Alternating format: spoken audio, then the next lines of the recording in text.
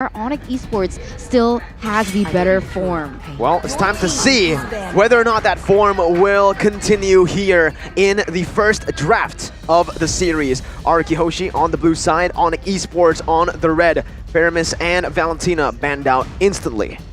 Oof. Those are two very strong heroes, but we saw that a lot of priority is on the gold lane. So the Beatrix, I think we expect it to show up here, most likely from the side of ONIC, unless they have a plan to let go that Beatrix and then build up a composition that can go up against it and shut down the Beatrix, maybe with range, maybe with dive. They banned out the 1-1 instead of the Beatrix. RRQ and ONIC, two more bans. Will ONIC use two of their ban slots for gold laners? This is what makes this matchup even more scarier than what we've seen today. Both teams have so many heroes that need to be respected, and it confuses you a little bit. How are you going to utilize that, and who are you going to prioritize? Because Franco is still on the table for RRQ Hoshi, but so is Beatrix. But on the flip side, from the side of ONIC, we can also see that both of those heroes can be utilized to that same potential that RRQ Hoshi can do. So now it's all a chess game. How are they going to go for this? That's the thing. Right now, if you're RRQ Hoshi, it does seem like, yeah, they go for the Masha ban. So that's a ban towards one of the counters for Beatrix. So they're already trying to emphasize that pick. Maybe trying to force ONIC to ban it away, to leave up that Franco. But if I was ONIC right now, I'd think, you know what? Let's leave both Franco and Beatrix open. Keyboy can play that Franco.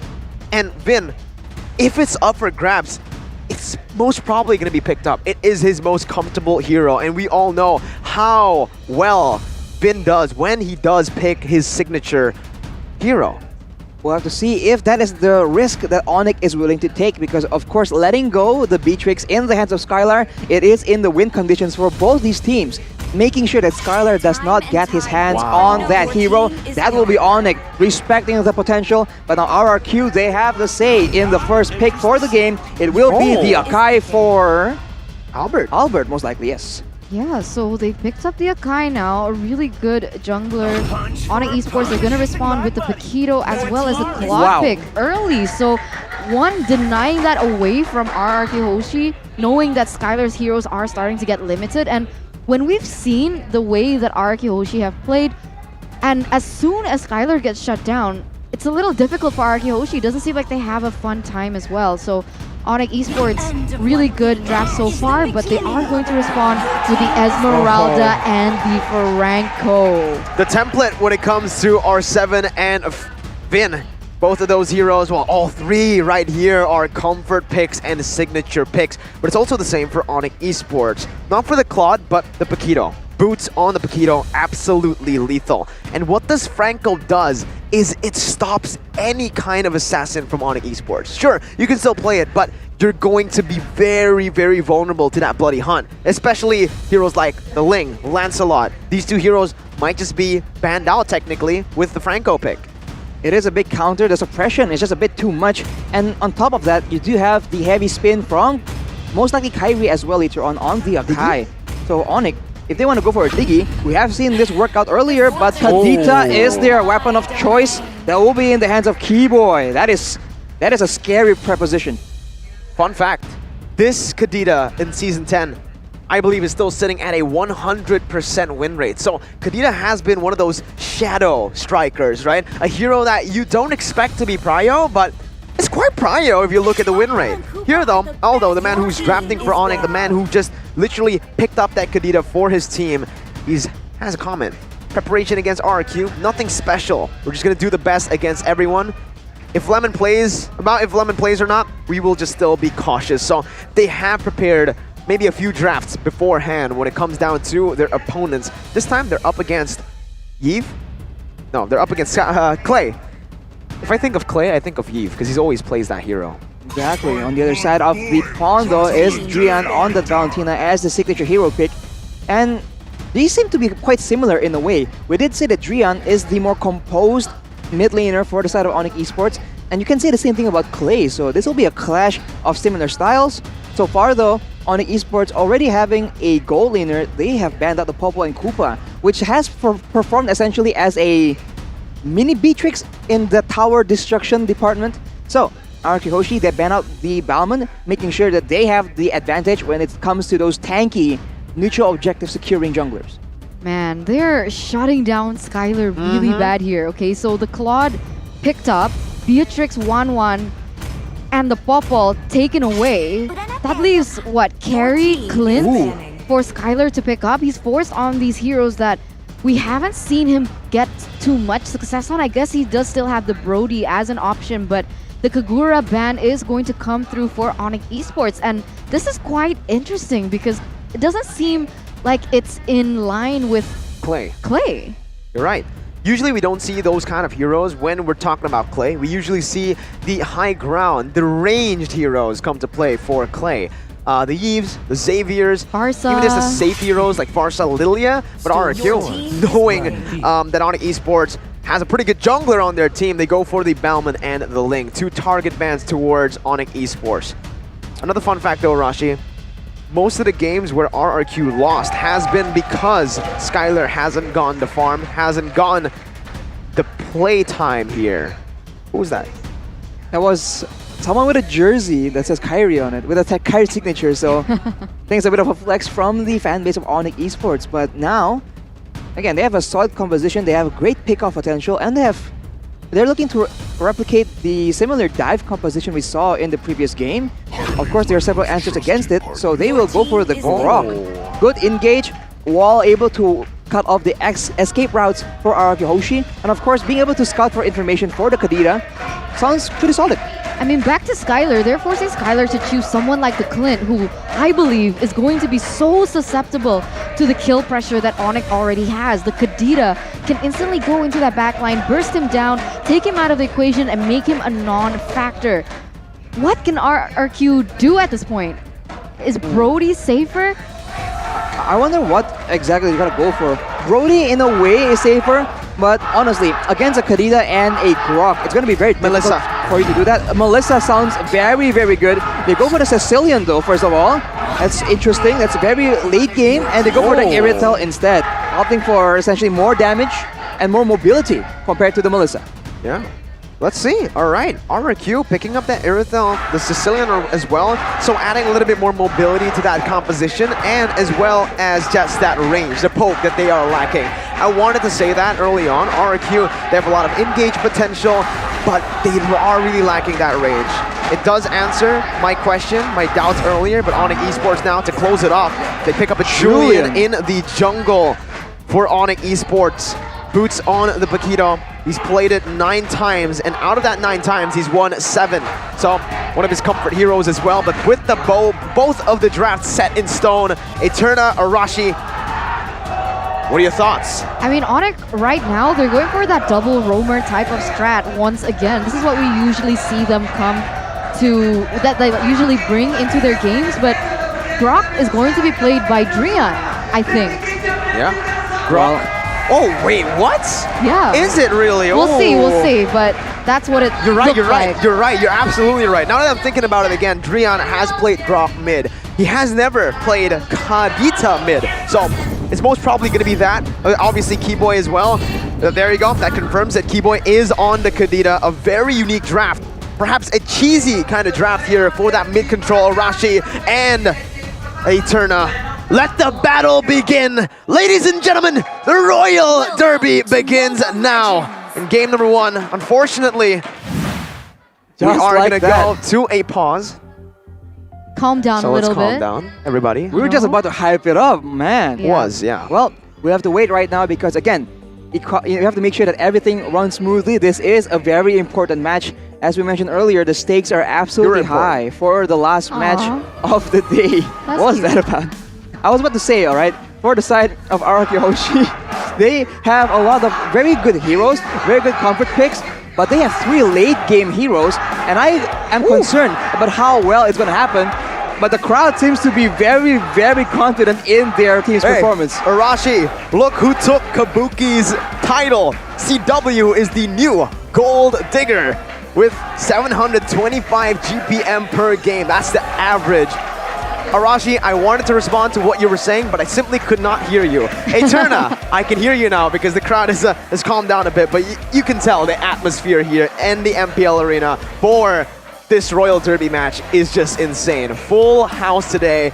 I think the viewers at home as well, they're as hyped, if not even more hyped than everybody here. Even the casters, we're all pumped up for this matchup. I even took a little minute to look behind me and just absorb the energy that we're feeling. This is one of the beauties when it comes down to these big matches. The Royal Derby, time and time again, does not disappoint in terms of atmosphere, in terms of gameplay. So we're going to expect crazy things from happening. And even from the drafts right now, it's insane. We've never seen Skylar this season pick up the Irithel, so it's also a debut that's happening. We have. These heroes. Oh, we have. Against Bigatron yesterday? Not yesterday against Bigatron. Yesterday he picked up the Beatrix 2 games in a row. It was, I believe... Was it Skylar or was it Lemon?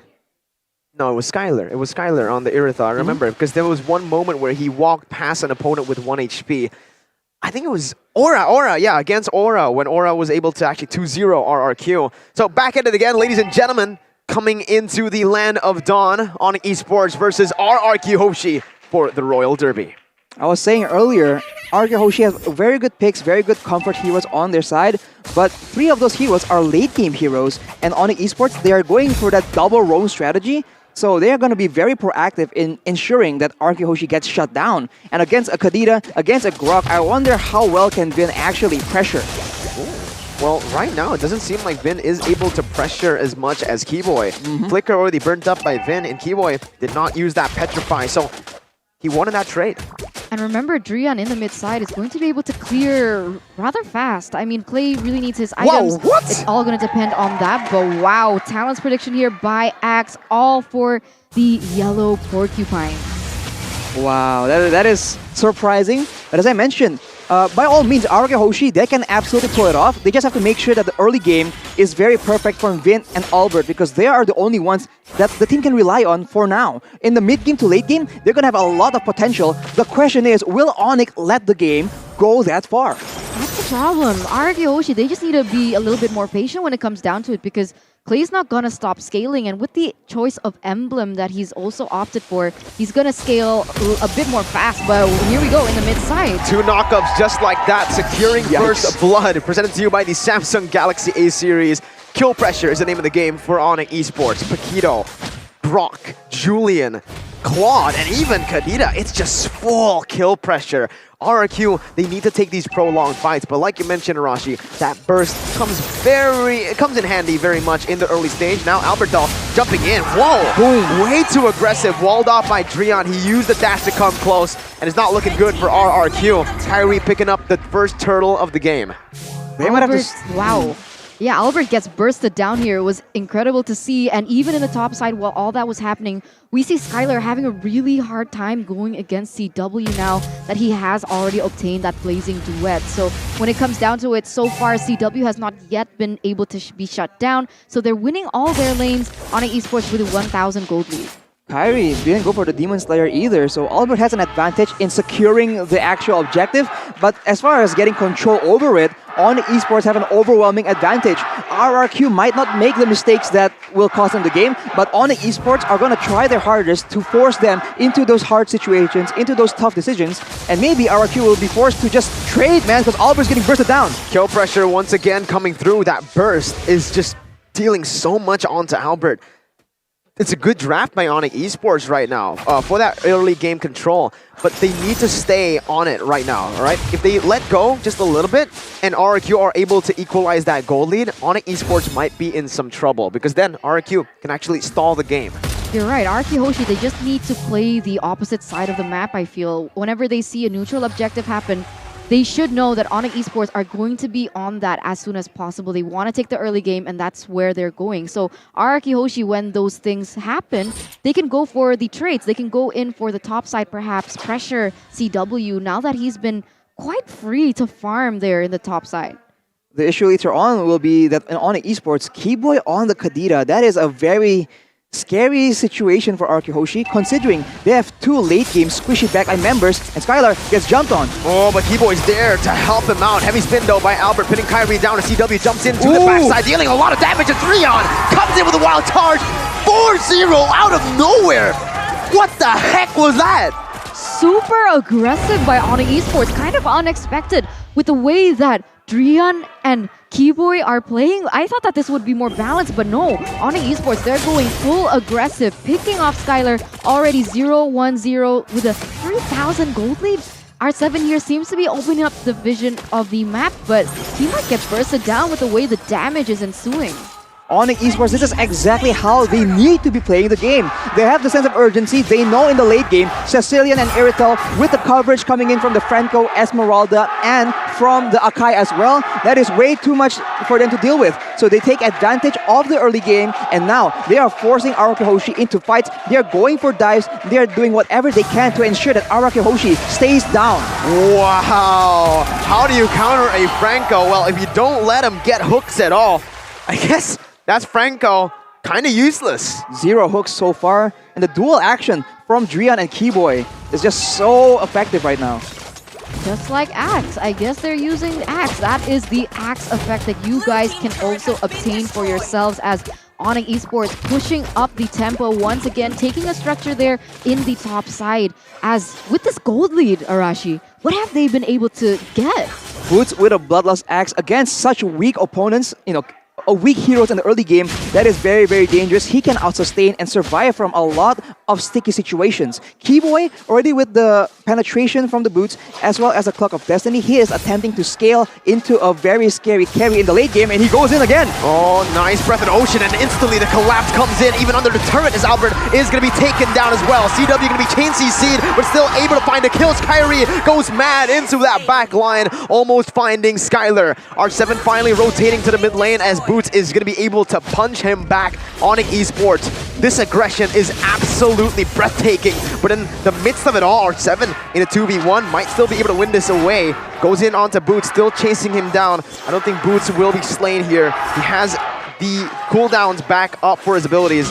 Both teams just disengage. Although that team fight was able to favor ONIC Esports more with 3-2 traded back, RRQ Hoshi, they've started to learn about the team fight situation. They used Vin to try and inhibit CW from going too crazy with the Blazing Duet, and in the end, he was taken down. So they're starting to adapt now, and that's going to start being an issue if ONIC Esports don't close this off as soon as possible. They're able to take this turtle here by the Samsung Galaxy A series, but up until now, RRQ Hoshi, they're playing the safe game, the waiting game. They need to be playing that safe game indeed.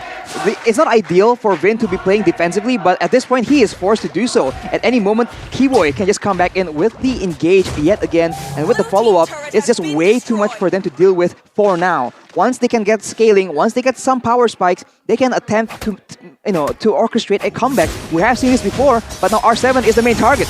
Has a sprint, is able to dodge away. Ooh, fancy feed, but you cannot escape from the basic attacks. Boots comes in with a jab, finishing him off. And ONIC Esports, it's a complete shutout for now. 6,000 gold lead, not letting Sicilian, even Irithel farm in the early stage. Kyrie picks up a very early winner truncheon, so pay attention to Kyrie in these team fights because he might be going for those deep engages. That is what Julian can do, especially if he is building tank usually. But of course, with the truncheon, Kyrie, knowing that there will be too much damage for RRQ to stay in place, he can attempt to go for a massive bait essentially by going in with a squishy build. Maybe RRQ Hoshi will be baited to try and trade back that kill and get punished instead. But Keyboy, yet again, same story. Oh my god, Boots is able to find a kill, but Keyboy now is going to be traded back as Kyrie comes in with enhanced chain. Keyboy able to get all of his HP back. Albert caught in the midst of it all. Blazing Duet to melt him down as ONIC Esports pick up a 2 for 0. Kyrie jumps in with the enhanced chain. That's the aggression that the winner truncheon enables from Kyrie's itemization. Man, that was so unfortunate for RRQ Hoshi. At least they could have gotten a trade, but instead they were baited out and Albert was the one to go down. And in response to that, ONIC Esports quick to take all the jungles away from RRQ Hoshi, even taking away that orange buff as well. Man, the pick-off potential from the Kadira, just being able to engage whenever you want so rapidly and then get out with that regeneration. That is so annoying, man. Imagine being RRQ Hoshi, pouring all your damage into Keyboy, and then he gets out because of that passive. This is why when it comes down to pick-off battles between two teams, the Kadita is such an effective weapon. take a look at Keyboy Arashi. Right as you talk about pickoff, it's all set up by this man right here. He is literally everywhere on the map. Wherever RRQ looks, wherever RRQ thinks is safe, he's there. 0, 0, and 12 out of 13 kills. He has 12 kill participation. Already an Athena shield in the side of Vin. He is making sure that he cannot get bursted down. But with the assistance of Kyrie, I think that still is enough damage to burst through the Franco. Right now, they just need to catch up and, I don't know, survive, because later on they will have a chance to come back. But, you know, it's looking very difficult right now. 10,000, 11,000 gold lead here, Arashi and Mirko, and that Lord is going to be marching there in that bottom side. It does seem like Clay is starting to reach its power spike, but I don't know if it's going to be enough or fast enough. They already baited out the dash from Albert's kit, and now ONIC Esports will have free reign to do a lot in that mid lane. Top side pushing in still. Lord going to be taken down, but with that first Lord, it's incredible value. Ooh. Franco, Vin, almost getting that crucial hook. One hook can change the course of the game here. Conceal was used, and again, they aren't really able to find anything right after that. ONIC Esports are just looking for that bottom side, and Hashade finding CW, who's going to get picked off. Again, ONIC Esports looking for the base, getting the second base turret. Absolute demolition from the side of ONIC, as Hashade once again connects onto Albert, but ONIC stay disciplined, they back off. They are stuck just waiting for a miracle hook from Vin, man. As you mentioned, this is the value that Franco brings in the late game. One hook can change the course of the game completely. But at this point, ONIC Esports, they're so neat with it. They're making sure that nobody is in the front line. Nobody important that needs to be picked off by RRQ Hoshi is in the front lines. So it's just so difficult, and Vin isn't having any opportunities. Oh my god, they actually go on to Vin. CW able to outplay Vin. 1 for 0 already, losing to Franco here as the mini waves will keep on pushing through. Kyrie jumping on the R7 with Enhanced Chain as well. They completely just burst him down, taking the final base turret. Imagine this. Enhanced Chain once again. Albert jumps in with a heavy spin, coming on to Kyrie, pinning him down, but a Winter Truncheon will not be popped. There you go, he comes in as Boots is able to zone the other members away. Kyrie finds the immortality. They are able to clear out the waves. My goodness! Complete destruction. Absolute domination in game 1. That was so clean. Such clean gameplay from ONIC Esports. They barely made any mistakes. Super textbook. And this is what I meant. ONIC Esports, they are truly in form right now. The last time they played, it was a similar story, as their draft was amazing. They knew their winning conditions. They executed it perfectly. And RRQ Hoshi, with more of a late game comp, they weren't able at all to try and buy time for those power spikes to finally hit. More of a late game comp seems to be an understatement, man. 3 heroes scaling towards the late game, no burst damage in the early game, and no crowd control.